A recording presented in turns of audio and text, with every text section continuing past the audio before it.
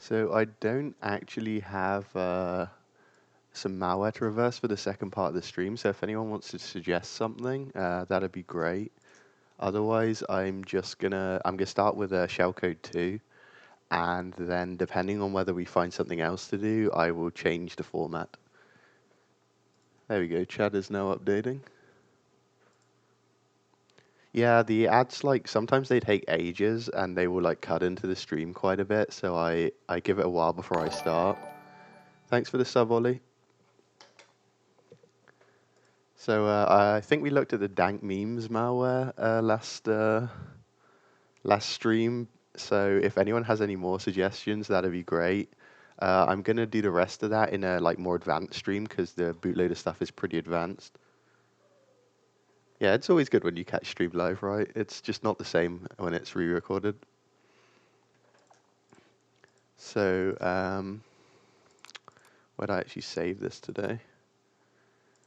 So it's the same format as previously. The exe outputs an MD5 hash of the flag, and you've got to get the original flag. So I'm gonna open up an IDA as usual. Thanks for the sub, Snows. And it's in here somewhere. So Shellcode2. So this one kind of puts together a bunch of the stuff we learned in the previous challenges. You can see there's some string stacking here. We'll need that in a minute.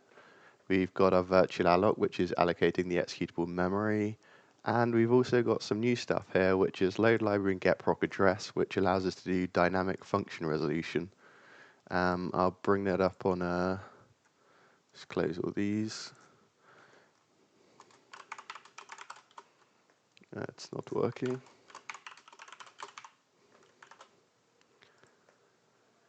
So get proc address, pretty simple. It retrieves the address of an exported function from a dynamic link library. It takes a handle to the library and the address of the function. And to get the handle to the library is our load library function, which just takes a name.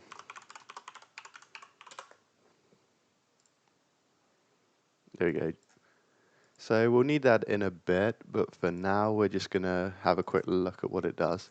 So we've got our MD5 function here, and it's passing in the EDX register. So the unencrypted flag is in the EDX. Don't hate on Windows. Windows is the best OS, okay? So we can see that we've got a load effective address instruction here. That was a bad highlighting. And that's loading in var28. So we know that that is the flag. So where is var28? Well, it's here. So it is string stacking again, but if we actually look at the values for the string, they are encrypted. So somewhere it's going to decrypt this flag off of the stack. So we need to see where else our flag variable is used, which is here. I am using the free version. This is the free version of IDA. You can get it. I don't even remember. Yeah, so if you wanna follow along later, just go here. It's Windows, Linux, and Mac. But of course, you only want the Windows version because you're using Windows because it's the best OS. So we can see the flag is loaded into the EDX here. The EDX is put into ECX plus 8. So what is ECX? Well, if we track that back here, where are we? ECX is set by var4. So this is some kind of memory, I'm guessing. So whereas var4 set, it's set up here. It's set to EAX, which is returned from a heap alloc. So this is some memory that's being allocated. We can see that it is OX10, so 16 bytes of memory. So we're just going to call this heap space, or I'm going to call it mem area, almost meme area, but we'll go for mem area. I'm not trolling. Windows is the best, okay, guys? Like I use no other operating systems except for this new version of Windows and this one. So we're creating a memory region with our heap alloc function. It's 16 bytes or 10 hex, and then we are writing the flag into it. I've lost the flag, there we go. So flag is at memory region plus 8. At memory region plus 4, which is here, we are setting it to the address of get proc address, and then at the base of memory region, we're setting it to load library. So I'm going to bring up a notepad. Our memory region should look like something like this. OXO4, load library. OXO0, get proc address. And then OXO8. Is it 8 or is it, it should be, yeah. OXO8 is the flag.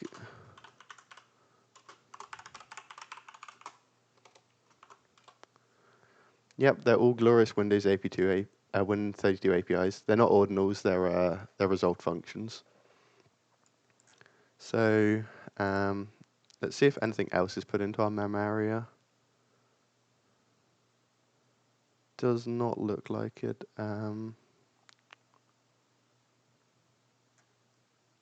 Actually, there should be one more thing, but I'm not seeing it. Okay, I think we're good for now. So I'm just going to move this to the side so we can see that. Windows does not do very well window managing. So again, we're calling virtual alloc. It's the same as before. It's creating executable memory, which we can use the standard constants for. Mem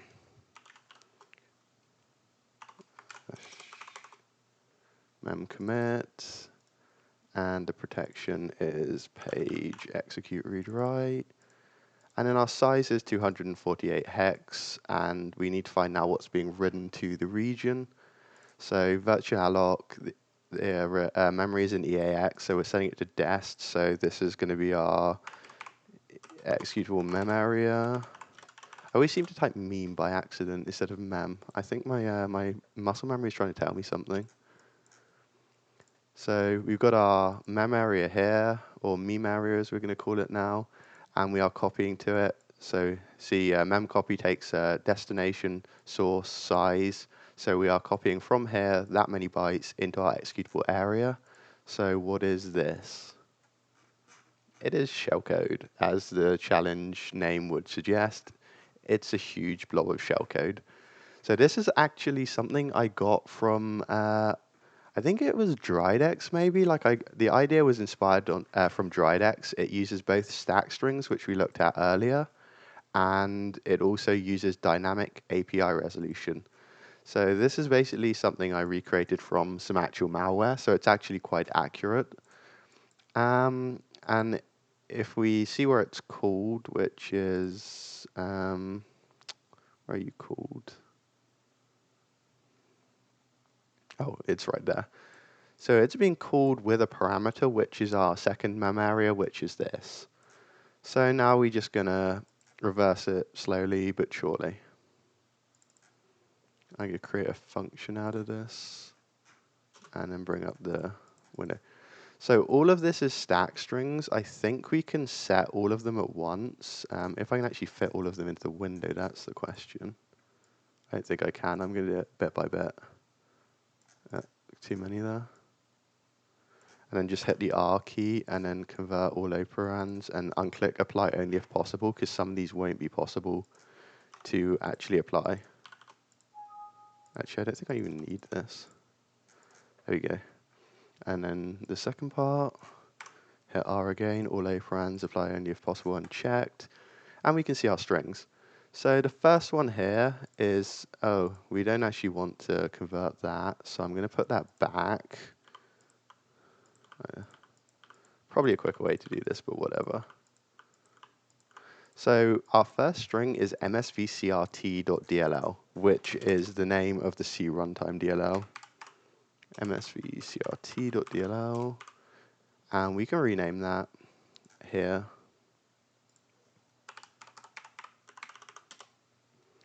So that's our first string. Then the second is kernel32.dll. We're going to rename that one as well. Kernel32 is the main Windows kind of API. Like the Windows API is made up of a huge collection of DLLs, but Kernel32 contains most of the like main used functions, and then the other one with the most of the graphical functions is user32.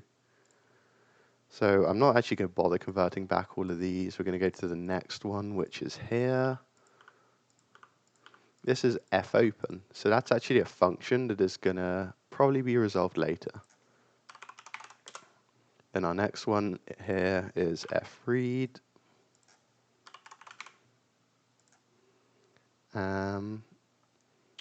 Next one, and like in case you're not following, the 0 here, that indicates the end of the string. So I'm just looking for each 0 to get the start and end of each string. So we've got here kernel32 starts at this 0 and ends at this one. Fopen starts at that 0, ends at this one. And then our next one is fread, starts at this 0, ends at this one. Then next we have fseek.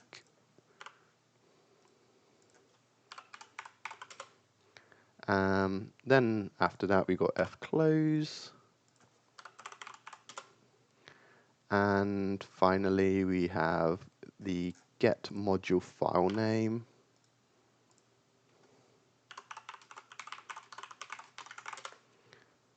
Well, get module file name A. The A isn't really that important. And then also here we've got RB. So if you've looked at the file API before, you can probably guess what is going to happen here, but just in case you can't, I will continue as if we had no idea what could possibly be happening next. So I'm going to name the, we have our parameter in ESI. So where's the start of the code? Here we go. So there's our parameter. Oh no, it's not an ECI. Almost me, Mario again. What shortcut am I using to remove the byte pointer? You mean to set these back? That's just the K key. You just hit K. It's this one. Okay, so where are we? I lost my position there. So we're loading our mem area, which is our parameter. If you remember from here, when we call the function, we are pushing our ebp plus mem area.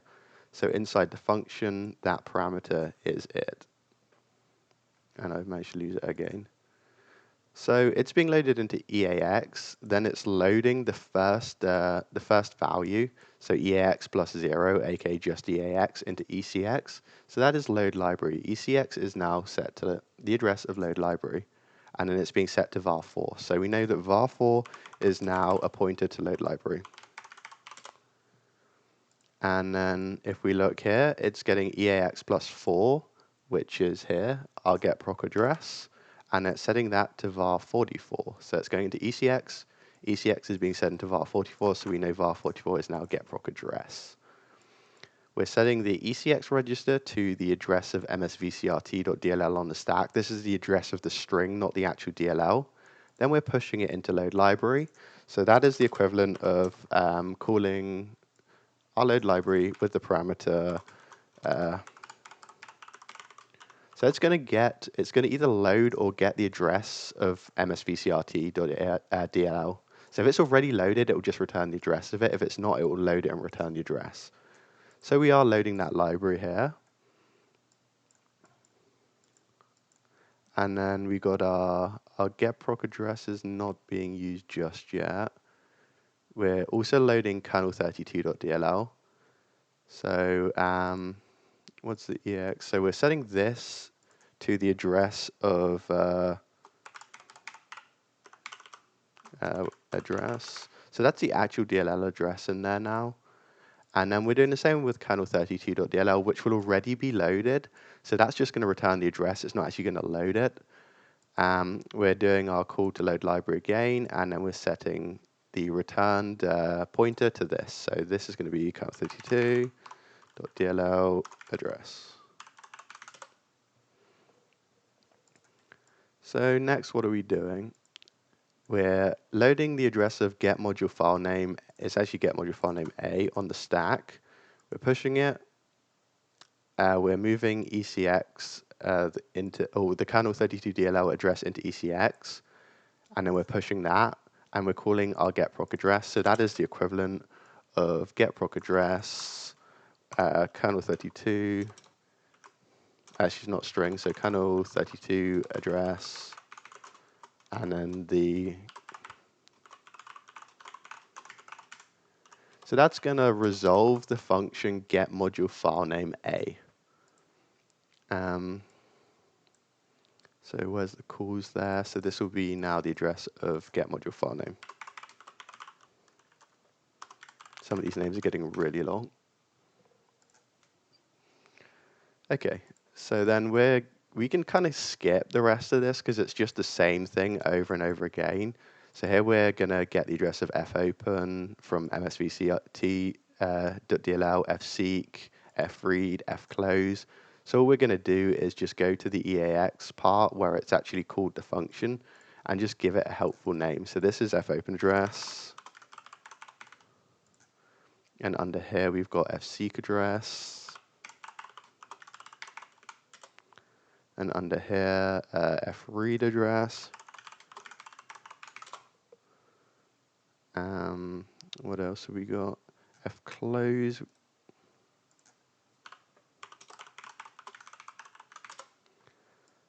And so that's basically just resolving all of those functions. We've got get module file name, fopen, fread, fseek, and fclose. And then we're going to call our first function that we manually resolved, which is get module file name A. So what does this one actually do?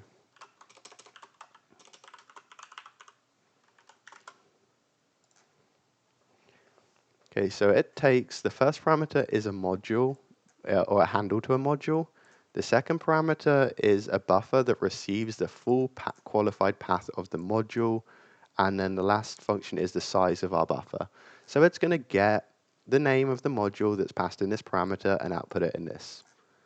So what is actually being passed? So there's our call. The module handle is 0. So what happens if our module handle is 0? If the parameter is null, get module file name retrieves the path of the executable file of the current process. So simply all this is going to do is it's going to get the full path to the exe, and that will be shellcode2.exe. So it's going to give us this path up here in the top. So we're storing that into a buffer of size 104 hex, which is loaded into ECX and pushed. So this will be our file path. So then next up, what's our next call? It is, of course, fopen. Can we guess what file is being opened? It's pretty obvious. This is being loaded into EAX, our file path, and it's opening it. So what I'm going to do now is I'm actually going to recreate this shellcode in Python as we go for the next part. That's if I can actually, yeah, I can. I don't know what to name it. I'll name it something .py. So we're going to open that in LDE. Just move that up here. Oh, you can't do this on Windows 7. That's disappointing. Does EAX always contain the return thing after a function call? So that's actually a really good question. So on x86, it is standard to return the whatever your function returns goes into the EAX register, with the exception that you need to return an address that's longer than 4 bytes, because EAX is only 4 bytes in size. So if you wanted to return like an 8-byte address, you would do a combination of, I think the standard is to do EAX plus EDX. So you put half in EAX, half in EDX.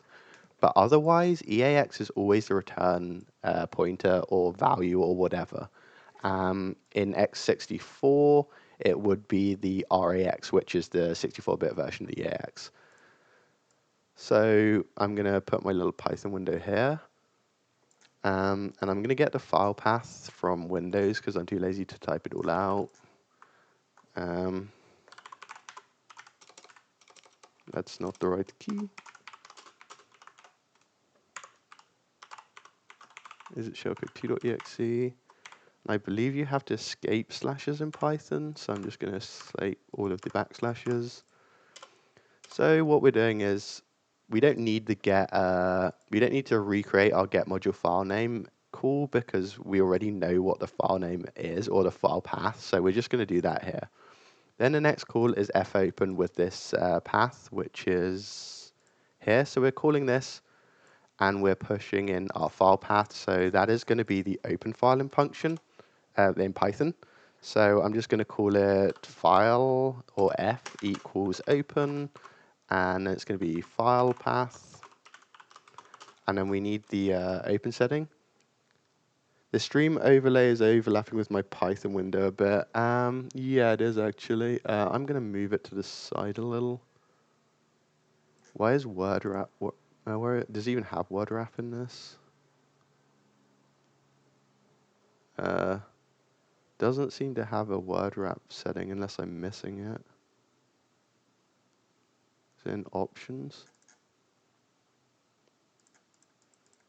Yeah, this is not worth it. So there's actually two parameters to fopen. If we look back, where is it?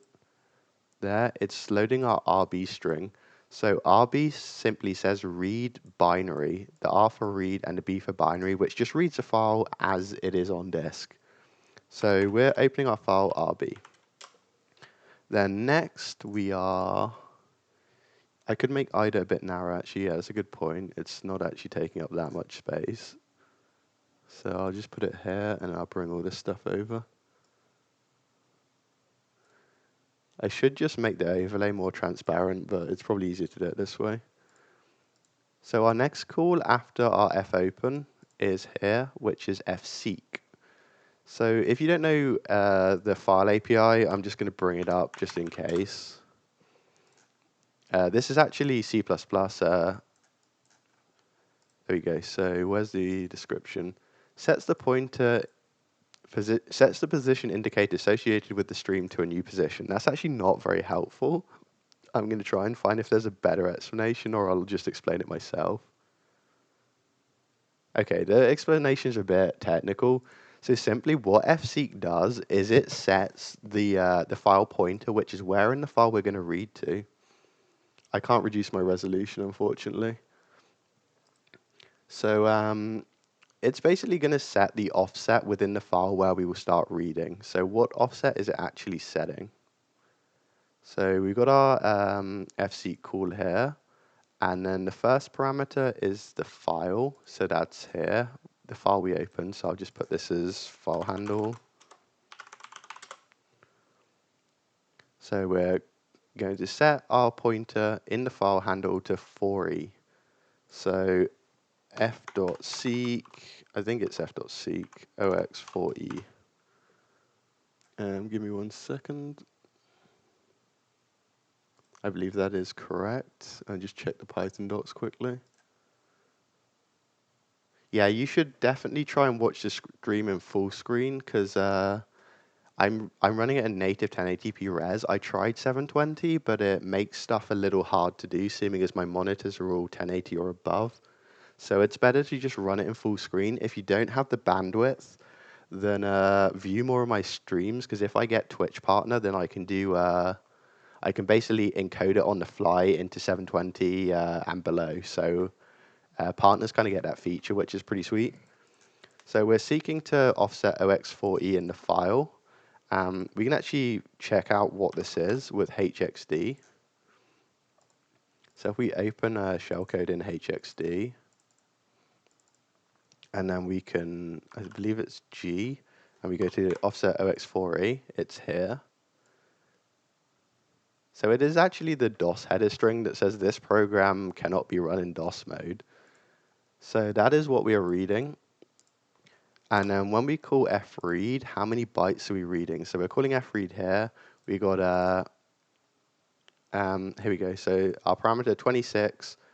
So we're reading one count of 26 bytes. So data equals f.read and then ox26. So as you can probably guess, this is exactly 0x26 in length. So it's basically just going to read in the string, this program cannot be run in DOS mode. So if we print data now, it should actually say that. I don't know if this Python's even going to work. Yeah, so there we go. That is our first string that's being read in. Then if we look here, it's loading some more stuff from our mem area. It's loading edx plus c, which we haven't seen set yet. Use the magnify utility. I don't actually know how to use that. I'll figure it out for the next stream. So we know edx plus 8 is our flag, but we don't have a value for edx plus c, which means let's go back to the main routine and see if we can see where that is set. Where is it? There we go. It is set to 24 hex, which I'm going to assume is the length of our encrypted flag.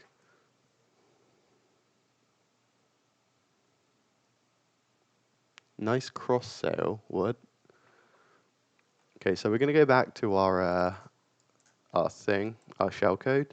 So now we know when it calls fread, it is passing in, it's going to read 26 bytes, and then it's going to get the plus C from the mem area, which is our flag length. So you can hit the semicolon button to add a comment. So I'm just going to add the comment flag length, and then we can see that's flag length. We could also add a comment here to say that this is the flag, just in case we go back to this later. And I've already forgotten the flag value, so I'm going to go back 24. So it's going to loop for 24 bytes by the looks of it. It's our flag length is going into ECX, which is commonly used as the count register. And then each time we're going to, where's EDX? So EDX is XORed with itself here, which means it's set to 0. So each loop, we're going to increase EDX by 1 and then compare it with our count register, which is set to the counter, which is the length of our flag. And it's going to loop for each byte in the flag, and each time it is going to XOR the byte. So we can see that EDI is the flag, and then EDI plus EDX is the counter, which is being incremented each time. So each increment, it's going to access each byte of our encrypted flag, and it's going to XOR it with each byte of the our DOS header string.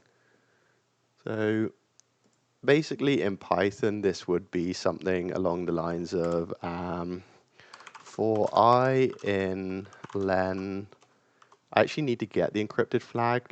Luckily, there's not really a good way to do this in the free version of either. We basically would have to manually copy out each of these bytes, which is not fun. So I'm actually just going to give you the one I prepared earlier. That's not it. My copy did not work. Okay, apparently my VM copying is not working, so I'm probably going to have to pause the VM and then open it again. So just give me 1 second.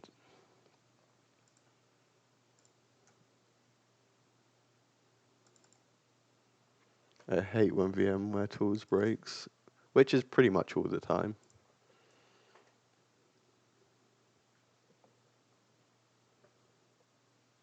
Right, let's see if I can copy in now.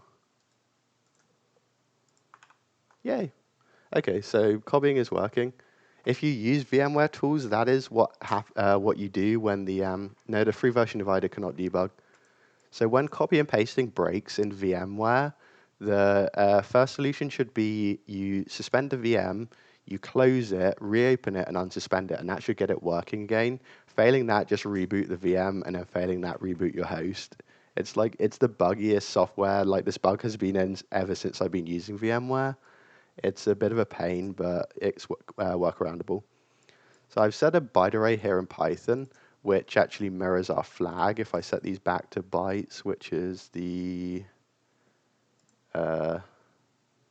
that's already set to byte. What's this one? Q character. So we can see 0x12, 0x24, 0x28, 34, and so on. So for I in len encrypted flag, It's basically the malware tech version of turn it off and on again. And then we're gonna XOR our flag byte, so it's gonna be encrypted flag and then offset I with the same, which is our DOS string, which is, where do we save that in data? So data I. I don't know if we need a modulo. No, we don't. And then hopefully this should print out our decrypted flag.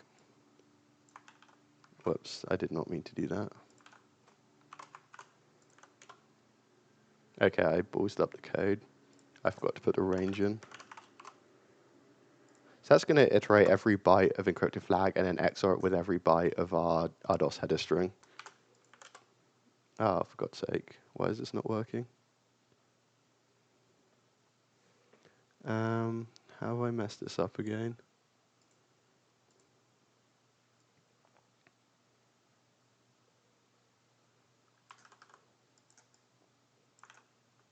Oh, I forgot the N, that's why. I've been coding so much damn C++11 that I've forgotten how to Python. Thanks, Azoreth? Yeah. That's the trouble. I believe because one is int and one is str, we need to use the ord function. Nope, that's wrong. Yeah, it is in. I get it.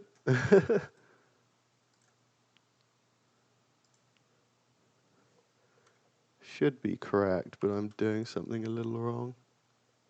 I didn't set it.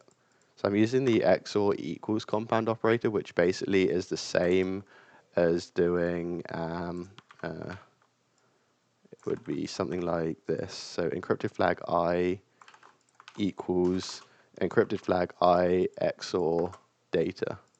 So it's basically, it's doing all of that in one operator, which is quite nice. I believe you have this in Python, JavaScript, C++, and PHP. Oh, it goes before it, sorry.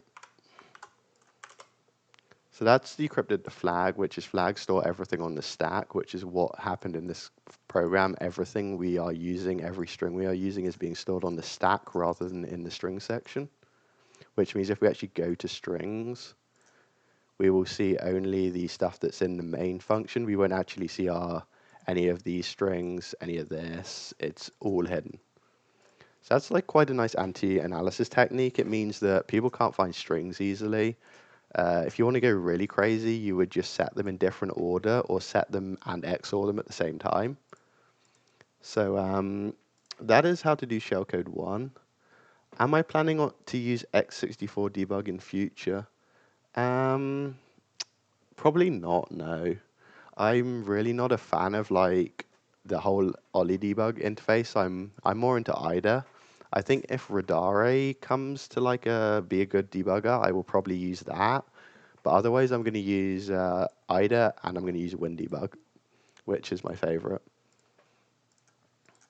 So that is how you decrypt this flag. I can check that on the site if I can find it. There you go, Shellcode2. Put the flag in, and it is correct. So if anyone has any like malware suggestions that we could look at in this stream, I'll do that. Otherwise, I might just skip to Q&A.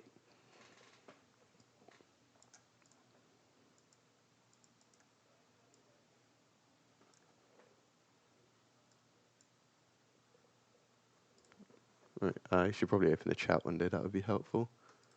All right, so any questions so far? They don't actually have to be about what we just did. You can ask general questions, but I'll start off answering any questions people have about the Shellcode 2.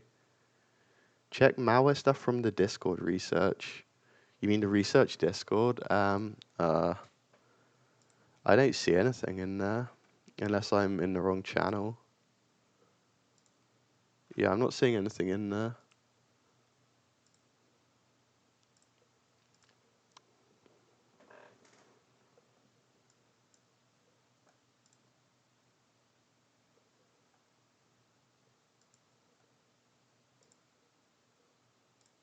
Um, where is it?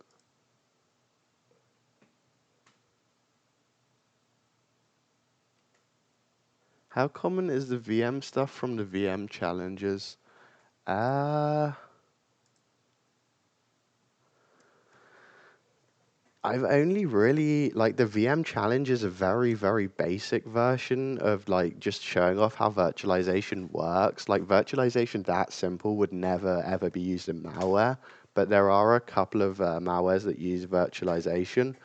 I believe Zeus and SpyEye use something called VM Protect, which is actually commercial like a virtualized, like, it's basically anti-cracking software for games. Like, I believe, I can't remember the game, but there's a really popular game that uses it. Um, I think Battlegrounds uses it in either for the anti-cheat driver or something. But this is a VM-based packer that is, it's commercial, so this is not made for malware, but there are a couple of malwares that use it. It's pretty hard to unpack. I do know that Spire used it. Ubisoft Assassin's Creed uses it, according to the chat. So yeah, this is the only one I've actually seen used in malware. Other than that, virtualization isn't something you really see much. No, so yeah, I'm using the free version of IDA, but IDA doesn't actually support debugging. So, well, the free version doesn't. So I am using WinDebug as my debugger, but only for the pro version of IDA.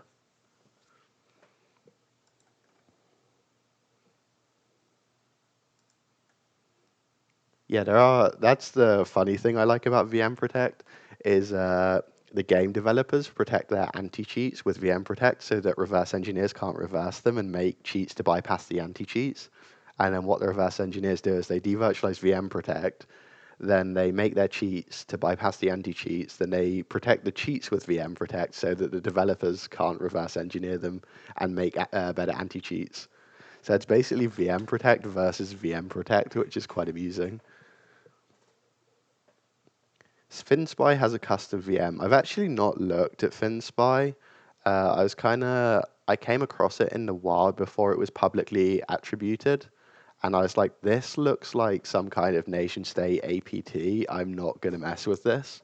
It turned out to be just a private company, but I didn't know that at the time. How would you go about reverse engineering WASM? So WASM just compiles to ASM, so you can just open it in IDA just like you would with C. Like this, all of this assembly, the assembly here I wrote in flat assembler, which is like WASM, um, and where is it? Everything in the start is written in C. So WASM is basically just another WebAssembly language. I don't know if IDA supports it yet, but I have heard that Radare does. But there is actually a trick you can do with Chrome to reverse WebAssembly. It actually has a built-in debugger. I think if you go to something like sources, and like there's no WebAssembly here, but you would have your WebAssembly file in here, and then you can click it, and Chrome will just kind of give you the assembly code as if you had opened it in a disassembler. But I don't know if the current version of IDA supports it, but I do believe Radare does, so you can just open it like any other assembly file. The Firefox WSM tools are better. Yeah, this I do agree with. The Chrome ones are absolute shit. The Firefox ones are really, like, you can set breakpoints really well. The Chrome ones just seem buggy for some reason. Like, the breakpoints disappear for no reason. You can't unset them. You can't inspect the stack very well. The Firefox one I would say is the best.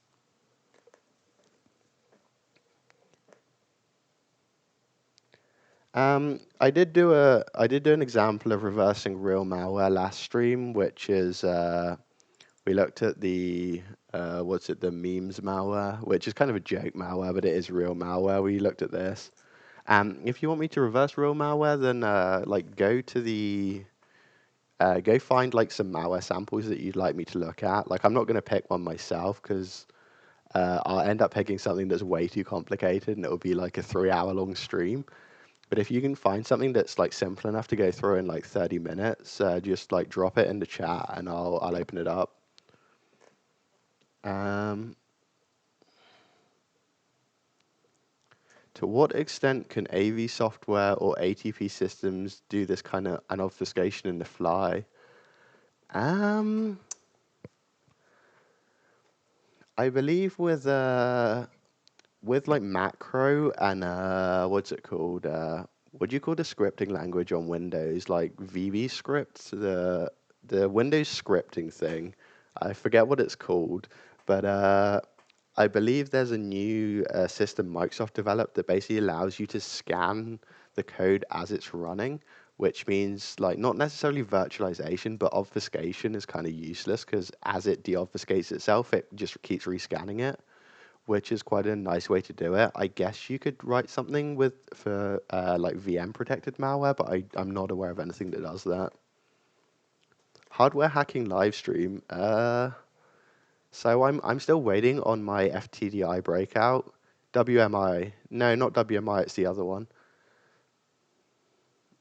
Resources for newcomers to get into analyzing malware. If you don't know assembly, look for an assembly book, like a book on learning just basic x86 assembly. Otherwise, go for practical reverse engineering, which is, I believe, sell on Amazon. This is a really great book for kind of going from like absolute beginner to I know what I'm doing. What's up with my threat intelligence platform? Can you refine the question? I'm confused.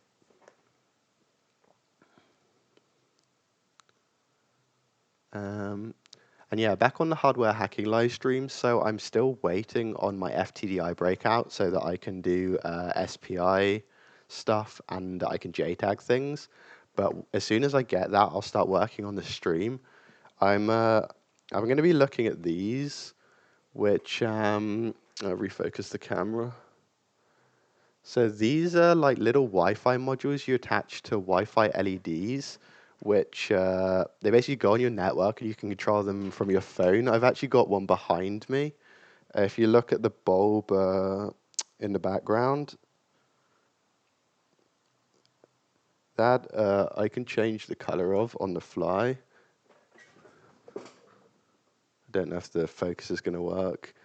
So it's basically just a little Wi-Fi module that allows you to control LEDs over Wi-Fi, which is pretty sweet, except they're insecure as hell. So that's what I'm going to look at. That's the module. It's just a tiny little circuit board, and you can actually pull it apart. I could break my nails doing this. Ow. Ah, there we go.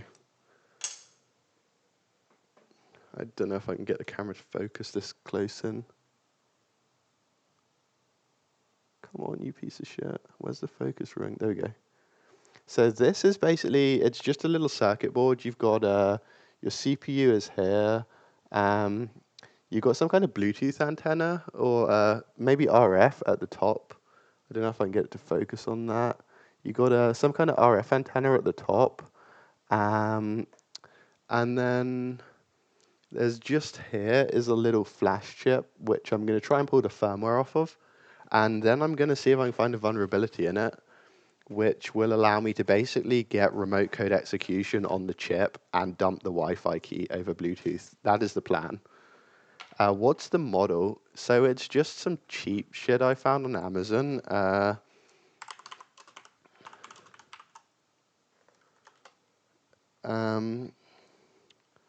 Which one is it? So I believe one I have is the Nexlux ones, and then the other model is Lohas maybe. They're both like Chinese manufacturers, I believe. Yeah, so I have these ones, the Lohas and the Nexlux. I'm gonna try and break both of them. This chip here is at the Lohas, I believe. Actually, let me check. I've lost the other side of the thing. No, it's not. The Lohas is this one, which is quite a lot bigger chip. It's also a little bit dumber. And then this is the Nexlux. So I'm actually going to be looking at those, hopefully. Just waiting for my JTAG to arrive.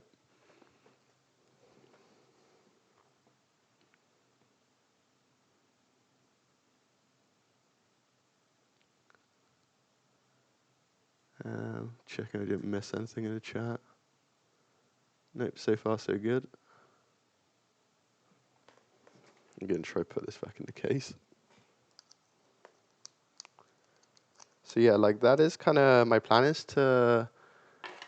I don't know what I'm gonna do with the beginner reversing live streams. Like after I've done all the challenges, like that kind of ends the beginner stuff I have. So I'm gonna definitely move on to like a more advanced reversing stream. Gonna see what I can do for beginners. Maybe I'll make some more of the beginner challenges. Maybe do some like super basic like intro to assembly stuff. And then I'm also planning a hardware hacking live stream, which will, I don't know how that's going to go because hardware hacking is pretty hit and miss. And I've definitely been hacking, like, I used to do hard disk hacking. I would rewrite the firmware on my hard disks. And there's definitely been a couple of times where I've just fried the board.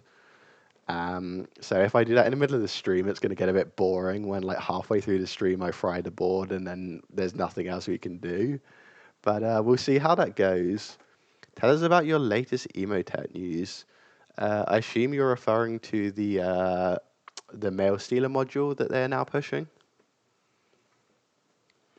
which I'm gonna, I forgot the name. Gonna read this article from this company, which I'm like not at all associated with. It's a great company who writes great articles on things that I happen to be researching, like the Emotet malware. And someone, it doesn't say who, but someone at this company that I'm not affiliated with, they found a module which Emotet started pushing on the 26th. And this module basically, it uses the Outlook API to scan through all of your Outlook emails and upload them to C2. So they're basically harvesting all of your emails using the Outlook messaging API, which is pretty crazy. So don't know what they're going to do with that yet, but I'm interested to see what happens. But yeah, I'm going to just dump the blog post in the chat if anyone wants to read it. Oh, don't tell me my copy and paste is broken again. Nope, it's good. So yeah, I've been looking at Emotet a lot lately. I also happen to have noticed this module, and yeah, it came out a few days ago.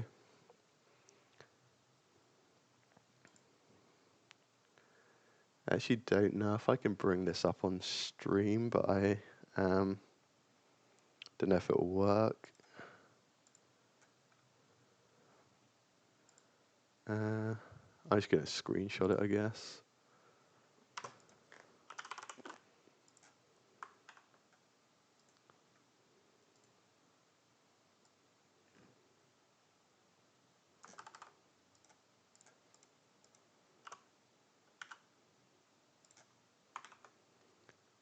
So here is here are the current Emotet modules. You've got 1201, which is the latest version of the mail stealer, 1200, which is the mail stealer, and then 1194 is the original mail stealer, which only stole email addresses that they would use to spam like your contacts with mail spam. But now it's actually stealing all of your emails. So if they were to put that together, you could be like replying to someone in like you're in a big email chain, and they could grab that chain, they could reply as you with a malicious link, and because it's part of an existing email chain between you and the sender, it's going to seem pretty legit, and then they're going to probably click the link, which could be very scary if they actually use that. How do I notice new malware samples? So I'm actually not a malware hunter. I'm an analyst. So people just give me samples to reverse engineer. I very, very rarely go looking for actual malware samples. And if I do, I'm just running weird rules on VirusTotal. I don't actually go looking for malware in the wild very often. Or how I track a malware family. So that is a stream I've got planned. I'm thinking maybe next week or the week after. I might have to take like a week break to do some other stuff. But I am actually planning to do a stream where I show you how to write a botnet tracker. I just need to find the right botnet because I can't share a lot of the stuff I'm tracking. But I'm thinking maybe Zero Access or Sality.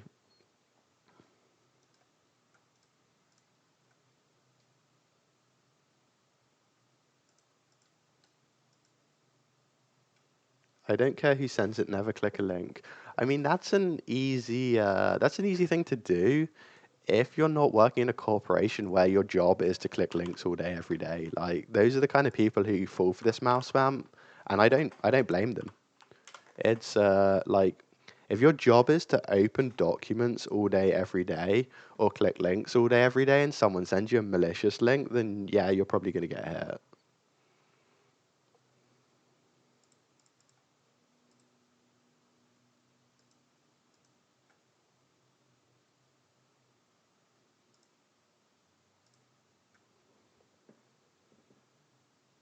Is it safer to reverse on Linux since the malware can't run on there?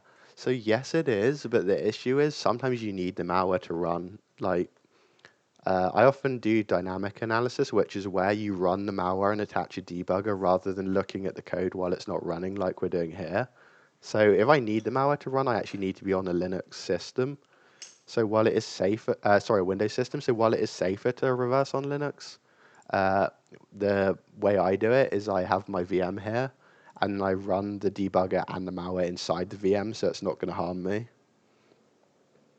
What kind of antivirus software do I recommend? Uh, Last I checked, like ESET and Kaspersky were two of the best antiviruses. I'd probably recommend those. I don't actually use an antivirus myself because my computers are all trash. Like the one I'm working on right now, its only purpose is malware analysis. So if it gets infected, I don't care. 64-bit Win7, yes. Kaspersky, I know there's like a thing with them allegedly stealing classified information, but if you don't have classified information, then I wouldn't worry about that. And if you do have classified information, why is it on a computer connected to the internet? Like, I wouldn't blame Kaspersky. Most likely they got popped by GRU or SVR, and then they used Kaspersky systems to harvest classified documents. But really, the problem here is not Kaspersky. Like, any AV could be hacked and used to steal classified information. The problem here is the dipshits with classified information on internet connected computers. Like, that's not a very good idea. Like, if you're on an internet connected computer, you do not want any kind of AV running at all. Because what happens if it detects a signature in your document and uploads it to the cloud? Not great. How is your VM set up? Let me see. I'm gonna have to add something because it won't actually show my overlay. So I'm just gonna quickly add my overlay thing so we can actually see this. Windows setup. Uh, VMware. Where are you? Virtual machine settings. There we go. So here we go. We have 4 GB of RAM and 4 processor cores, 60 GB hard disk. So yeah, it's a fairly decent VM. It's not a tiny VM. It's way more powerful than it needs to be, but I just don't want to risk it freezing up during a stream, so I've given it quite a lot of RAM and quite a lot of processor cores.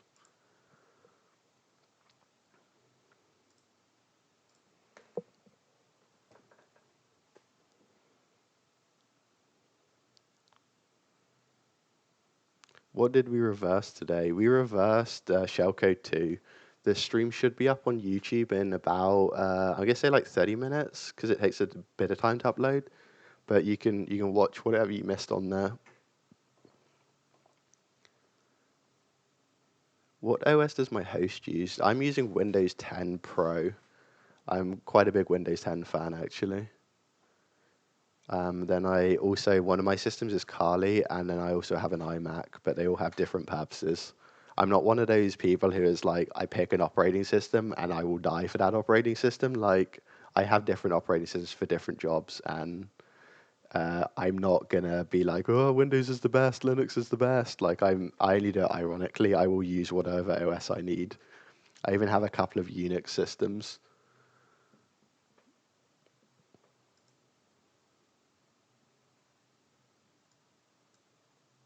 How do I keep my home network safe? So I run a pfSense firewall, which has a very restrictive rule that basically just it isolates my devices so that they can't talk between the network. Dank memes. That is also, yes, that is how I protect my internet with dank memes.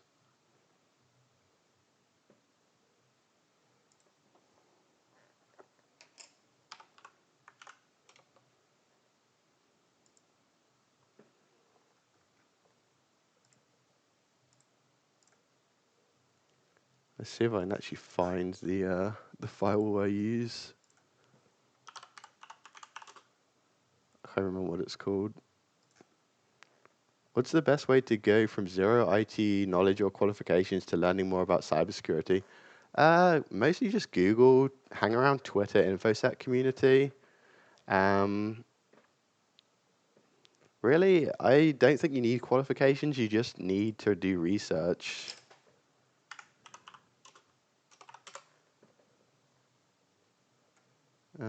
See if I find this. Is it AP2C4, I believe? Nope, that's not the one. What package do you run on pfSense? I don't actually run any packages. I just use the firewall rules. Let's see if I can find the actual board I'm running.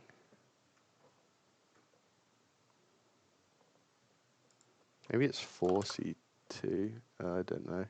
But it's basically it's a brand of the APU. Mine's actually a dual one, so you have two routers within one case. I don't know if I can find that one.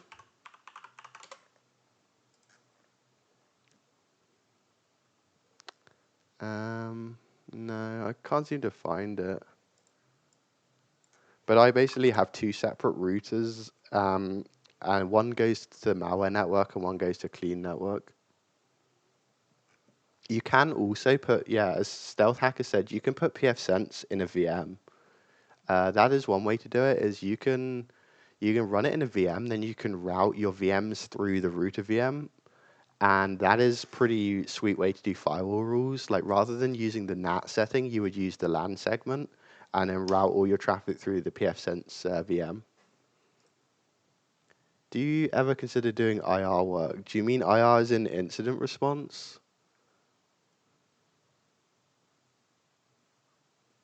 And the other question, what do I think about Stuxnet's complexity? Uh, like Stuxnet is really cool. Like that is the most interesting malware I've ever read about. Like the idea of making something like so advanced that it can actually cause physical, like real world destruction. I thought that was like really cool. Do you double NAT or do you have separate external IPs? I have separate external IPs. I actually have two different internet providers because my main internet provider, if they detect malicious traffic on my network, they cut off my internet, which is not very helpful. They call me up. They're like, "Hey, you're infected with malware, and in order to stop the malware from exfiltrating your data, we've cut off your internet." And I'm just like, "Thanks, guys. Really great." Have I ever looked into anger? No, I haven't. What's that Amazon link? I don't think Stuxnet was actually the first cyber weapon. I think there's probably been stuff before it, but it is definitely the most known one. It actually, the only reason it was known was because the developers made an error where it spread further than it was supposed to. Like, had it only infected like the systems it was supposed to, it probably wouldn't have been found for a couple more years. Does AMD Ryzen handle running VMs better than Intel chips, or does it? It doesn't matter. Like AMD, Intel, both will work with VMs, but I do find that the AMD Ryzen chips are actually a lot better at VMs because they have way more cores. So you can just allocate dedicate cores to VMs. So you can have like one VM has two cores, one has the next two, and so on. Because I believe they go up to something like 16 cores or something crazy. And in terms of IR work, no, I have no interest in doing IR work because like 90% of the time it's you go through their network for hours and it's they got hit with ransomware again. it's kind of boring. Like I like to look at cool malware, and you don't really find that often doing IR. It's kind of a once in a blue moon thing. Whereas in my job, I can just go hunting good malwares. Would I be able to give a little more insight on what I do for a day-to-day working as a malware analyst? Uh, I basically just reverse malware and find ways to track like whatever it's doing.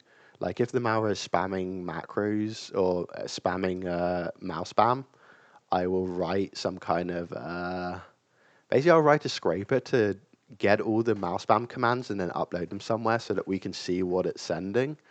If it downloads modules, I would write a tracker to get the modules. Basically, it's just like whatever we can track about the malware, I will write trackers for it. And if we can actually track the botnet itself, I will do that. That's like my end goal is like ultimately I want to be able to see every computer that is infected with that malware, but that's not always possible.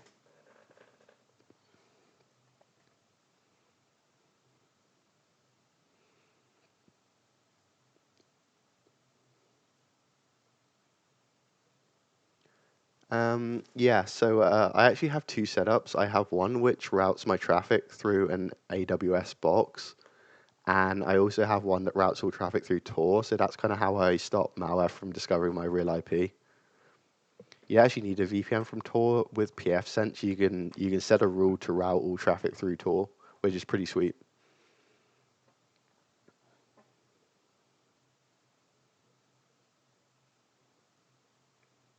Yeah, that's kind of how I see it. Like, if I wanted to do actual hacking, I would definitely be a red team and not a pen tester. Because, like, pen tester, it's the same shit over and over again. Whereas red teamers, you're actually going against people who know what they're doing and they know how to defend their networks. Do I get money from reversing? Yes, I do. Like, I'm paid full. Well, I was paid full time to do reversing. Like, my life's kind of up in the air right now because of the court case. But yeah, I worked full time as a malware analyst slash threat intelligence analyst slash botnet tracker. Any tips on beginner resources or books for learning C++ coding on Windows? I really wish I could give you books for this, but I learned C++ about, honestly, about 11 or 12 years ago, so I don't remember what I read. You're just going to have to like Google for some ebooks or something, because my memory does not go back even a year, never mind that long. Task host W taking up so much CPU.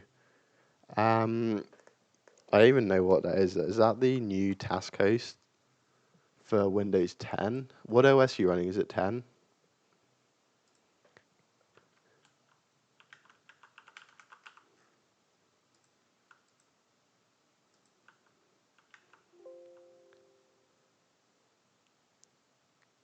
Yeah, the thing is, like, you can actually see what task host is, what tasks it's actually running. So I'd look into doing that and finding which specific task is using all the CPU. Um, are the FBI watching this stream? As far as I'm aware, what they do is they have a crawler that archives like all of my social media accounts, and and then I think they just watch it back later if they need it. I don't think there's actually someone paid to watch me because that would be like they'd probably have killed themselves by now. Thanks for the bits, Tinkerfer.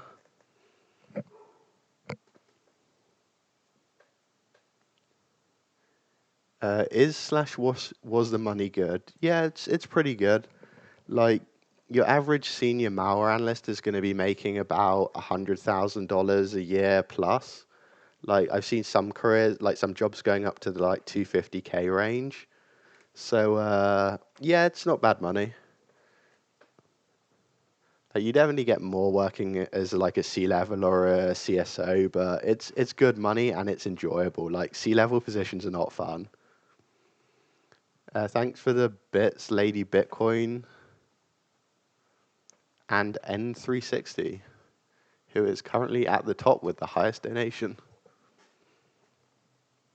Do you think pop under slash JavaScript botnets can be seen as a real threat? Uh, I'm on the fence about that one because there is some crazy stuff you can do with JavaScript, but for the most part, they're just doing stupid stuff like Bitcoin mining. So no, they're not a huge threat. But there are in cases where they can mess with they can like hijack credit card forms and steal credit card info. But for the most part, they're not really a big threat compared to like traditional malware.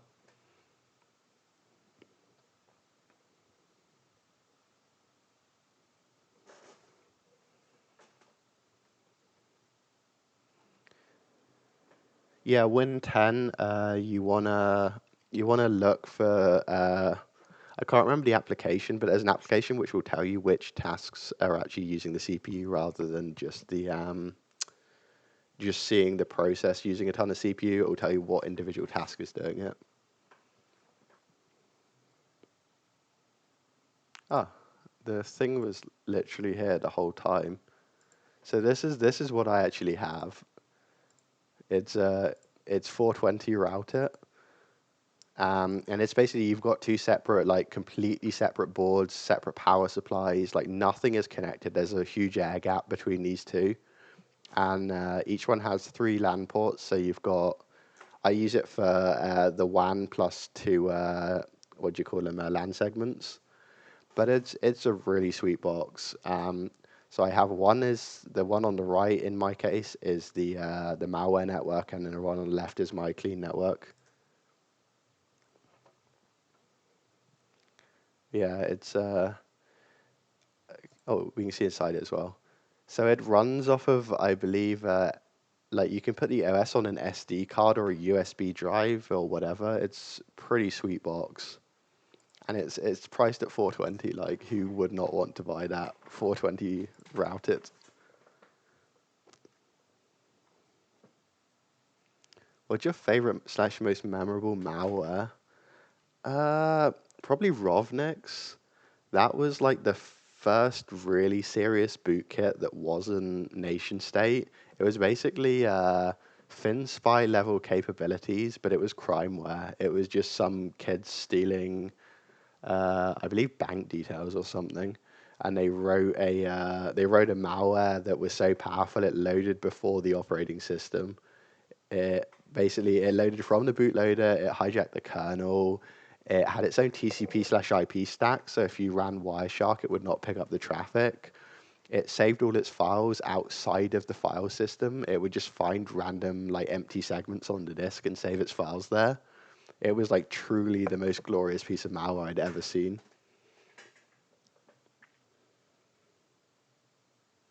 System idle process is actually that's telling you how much of the CPU is idle.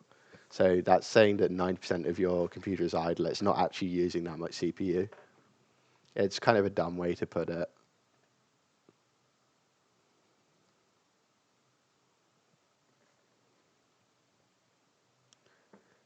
How do I get past malware that tries to evade running on a virtualized computer? So you can basically mask your VM to look like a real machine. You can change the name of all the devices on it. You can change the hard disk name. You can unset the virtualization flag in the CPU.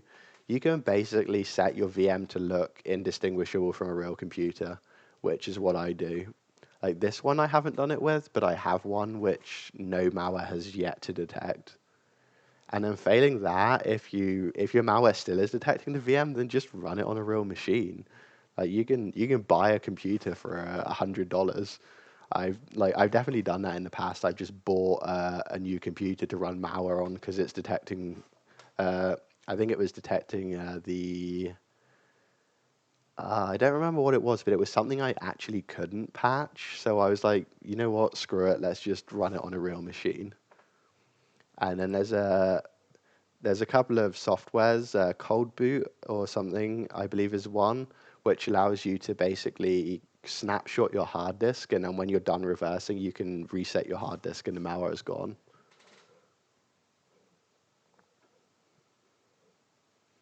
I think it's cold, no, not Cold Boot, it's something boot, I don't remember. But it basically is a hard disk snapshot. It's basically like VM snapshots, but for hard disks. It's kind of a cool feature for malware analysts.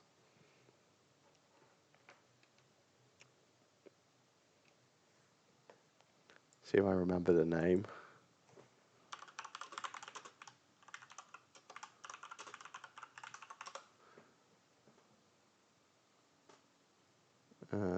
It's not a good Google search. It's not coming up with anything of use. Deep freezes, yeah, deep freeze is one of them. Although I believe you can bypass deep freeze if you get into the kernel. But the best thing to do is I can't remember what the case is called. I think it's the Cosmos Cooler Master, maybe.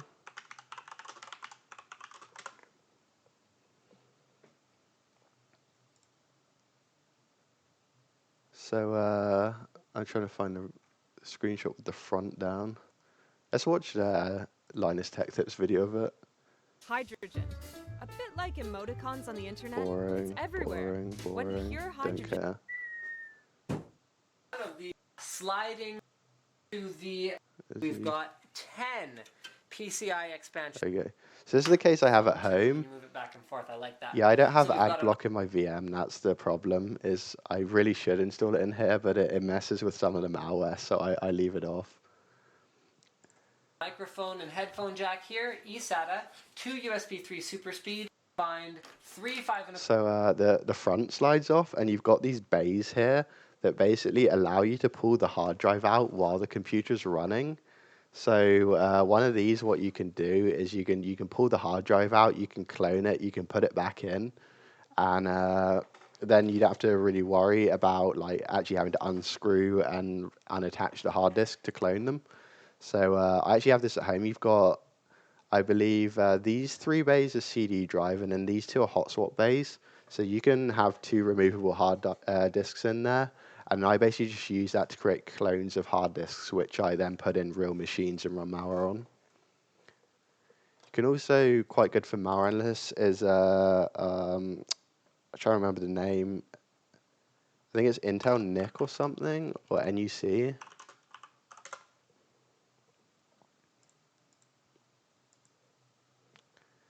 Yeah, so this is basically a tiny PC.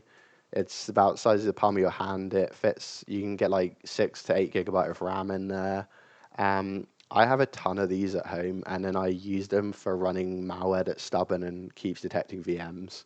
Or if I can't be bothered to patch the anti-VM. Like they're really cheap, they're pretty small, they don't generate a lot of heat, they don't use a lot of power. I absolutely love these for reversing. And thanks for the bit, Slippery Swine.